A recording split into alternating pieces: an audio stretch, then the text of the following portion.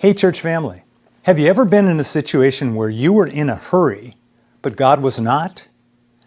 Maybe you prayed and prayed and prayed about a situation, yet it seemed like God just wasn't showing up. Mary and Martha knew that feeling all too well. They sent word to Jesus about the illness of their brother, saying, "Lord, the one you love is sick." And what was Jesus' response? John 11:6 tells us, "So when he heard that Lazarus was ill, he stayed 2 days longer in the place where he was." Instead of rushing to Bethany where they were, Jesus waited where he was. He delayed on purpose. This seems strange.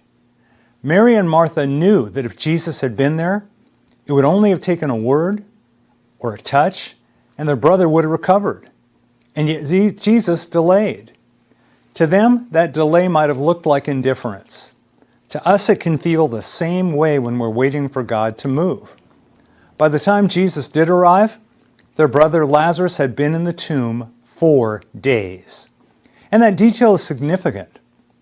In the first century, Jewish belief was that a person's spirit hovered near the body for 3 days after death, hoping to return. But by the 4th day, the body began to decompose, and all hope of resuscitation was gone. So when the writer John notes Lazarus had been in the tomb 4 days, he's underscoring the fact that this was no near-death experience. Lazarus was not only merely dead, he was really most sincerely dead. What Mary and Martha couldn't see was that Jesus wasn't ignoring them, he was orchestrating something greater. When Jesus did arrive, he met Martha at the tomb, and he told her, "Your brother will rise again." Martha answered, "I know he will rise again in the resurrection at the last day." She clearly had faith in Jesus to do something in the distant future at the last day. What she couldn't imagine was that he was able to do something then and there. Jesus said to her, "I am the resurrection and the life. The one who believes in me will live even though they die. And whoever lives by believing in me will never die."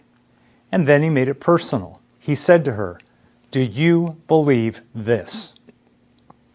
If you know the rest of the story, you know that it ends with her brother's resurrection. I pray that we'd remember that in our waiting seasons, God's silence doesn't mean his absence. His timing may confuse us, but his purposes never fail. Sometimes he allows what we fear most so that we can see him in a way far greater than we ever could have imagined. Amen.